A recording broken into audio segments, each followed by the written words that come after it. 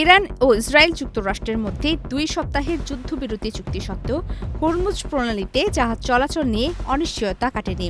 এর মধ্যে সমুদ্রতলে পেতে রাখা মাইলের ঝুঁকি এড়াতে এই কৌশলগত জলপথে নতুন নেভিগেশন ম্যাপ বা বিকল্প নৌ চলাচলের রুট ঘোষণা করেছে ইরানের ইসলামী বিপ্লবী গার্ড বাহিনী আইআরজিসি। দেশটির রাষ্ট্রীয় সংবাদ মাধ্যমে প্রকাশিত বিবৃতিতে আইআরজিসি জানিয়েছে, বাণিজ্যিক জাহাজগুলোকে মাইন বিস্ফোরণের ঝুঁকি এড়াতে নির্দিষ্ট ট্রাফিক প্যাটার্ন অনুসরণ করতে হবে। একমাত্র স্মার্ট সিটি বসুন্ধরা, আধুনিকতায় এক ধাপ এগিয়ে। নতুন নির্দেশনা অনুযায়ী ওমান সাগর থেকে আসা জাহাজগুলোকে লাডাখ দ্বীপের উত্তর দিক দিয়ে পারস্য উপসাগরে প্রবেশ করতে হবে। পারস্য উপসাগর থেকে বেরিয়ে যাওয়ার সময় লাডাখ দ্বীপের দক্ষিণ দিক দিয়ে ওমান সাগরের পথে যেতে হবে। আইআরজিসি নৌবাহিনী জাহাজগুলোকে তাদের সঙ্গে নিবিড় সমন্বয় বজায় রাখার আহ্বান জানিয়েছে।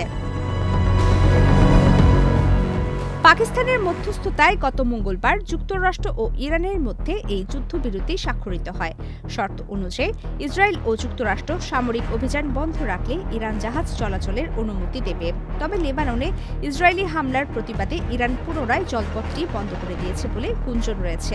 রয়টার্সের মতে শুক্রবারের মধ্যে এটি আংশিক খুলে দেওয়া হতে পারে।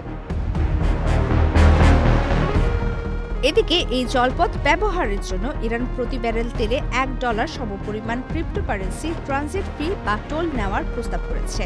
মার্কিন প্রেসিডেন্ট ডোনাল্ড ট্রাম্পও একটি যৌথ ট্রানজিট চার্জ চালুর ব্যবস্থার বিষয়টি বিবেচনা করছেন বলে জানিয়েছেন।